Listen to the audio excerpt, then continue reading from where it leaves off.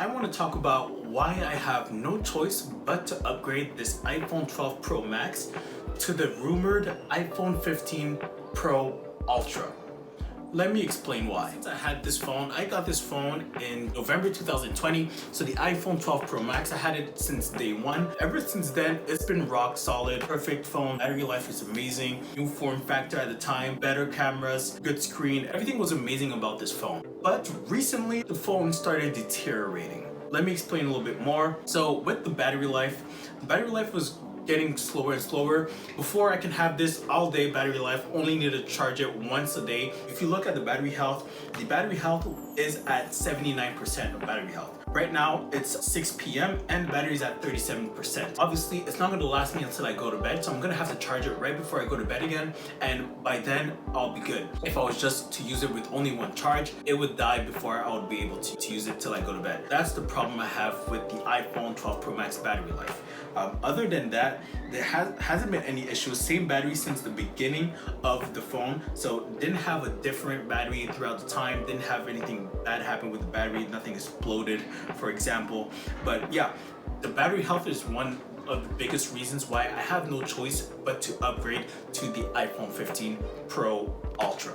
So if I wanted to change the battery of the iPhone 12 Pro Max, it would cost me $120 Canadian to get that battery replacement because I don't have Apple Care Plus. Estimated $119 plus tax for the battery replacement. Alright, so talking about the screen of the iPhone 12 Pro Max, no cracks, no dents, anything cracks on the screen. The screen is nice, clean and flat. But the problem that I have with the screen is not necessarily the fact that it's not broken, it's actually the opposite. It's because it has a lot of micro scratches that can only be seen when the sun is hitting on the screen or light is hitting on the screen, and you can see those micro scratches everywhere. I didn't have a screen protector because Apple talked about this new revolutionary screen that won't break, and indeed it didn't break. I dropped this phone a lot and the screen did not break, but it does have a lot of micro scratches. If you're gonna get a new phone, you wouldn't need those screen protectors that actually have a whole nother screen on top. You can get those screen protectors that prevents the micro scratches, because the iPhone screen is actually pretty solid. But if those micro scratches are gonna bother you, you definitely need to have some sort of protection for the screen. Because I have a bunch of micro scratches. You don't really notice them when you're not looking directly at them, but now it actually bothers me more than I thought it would.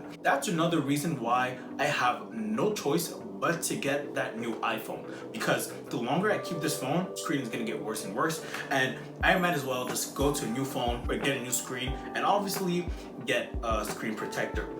But if I was to replace the screen on this iPhone, it would cost me a lot of money. So if I was to replace the actual screen on my iPhone, it would cost me about $430 plus tax. So add that to the $120 we need for the actual battery replacement. The price is going to be a lot more than just a regular phone if we were to get some lower end phone. So that's already $430 plus $120 for the screen replacement and battery replacement. But that's not all. As I mentioned earlier, I've dropped this phone a lot and the screen has not broken once, but there's a lot of chips and dents all around the screen. Those little chips and dents, honestly, it still doesn't bother me. I don't really care about them, but it is making the phone look uglier and uglier. It's not necessarily a reason why I do have to get a new phone, but it's something to note and something to add to the reason that I'm getting a new phone. Finally, the biggest reason why I have to get a new phone, and it has something to do with YouTube, is because the main lens of the camera is actually broken. The camera still works, but the lens is cracked. Just recently, the lens chipped, the camera is actually exposed. So the camera doesn't focus correctly because of the fact that it's exposed. It just makes me not being able to use this camera to record any videos. The new phones are gonna have way better cameras. There's no reason for me to not get the new phone. I was looking into fixing this camera and it cost more than I thought it was gonna cost. So the camera itself is perfect. There's nothing wrong with the camera. It's not damaged whatsoever. The only thing that's really damaged is the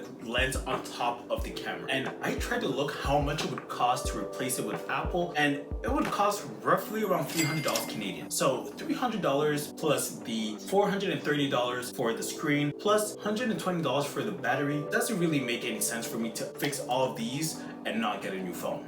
If I were to fix all of those things for this phone, it would cost me almost $1,000 just to fix them. And that's not even including the tax. So I would rather, well, much rather pay that much for the newest phone, not only for me to be able to get those things fixed, but I can review that phone for you guys and just document the newest iPhone, the latest and greatest iPhone. So I've skipped to the iPhone 13 because I felt like there wasn't much to it. Although the iPhone 13 battery life is still the best battery life in iPhones till this day. Actually, the iPhone 14 battery health is not that great. Apparently, a lot of people on Twitter are complaining about the iPhone 14 Pro Max battery health. So compared to the 13, it's not that great, but the iPhone 13 does have great battery health. iPhone 14 does have the Magic Island. Is that what it's called? I think it's called the Magic Island, and it's actually very cool, but it's not enough for me to upgrade. The iPhone 15 rather has new battery technology, so it's gonna have stacked battery, so it's gonna have amazing battery life, it's gonna have good cameras. Dynamic Island on the iPhone 15 is gonna be well developed, it's gonna have better features, so I'm gonna go into it with all those features and all those development being there already. So the battery life is gonna be amazing, new design, new colors, Dynamic Island being very fully developed. There's gonna be so many reasons to get the iPhone 15. So I'll see you guys on the next video. Peace.